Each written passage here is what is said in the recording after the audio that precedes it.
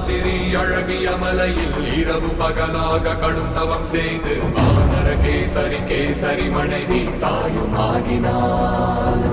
வாயுவின் மகனாய் பிறந்தானே, அஷ்ட சித்தியை அடைந்தானே, அஞ்சனாவின் புதல்வன் ஹனுமான் பாரடா.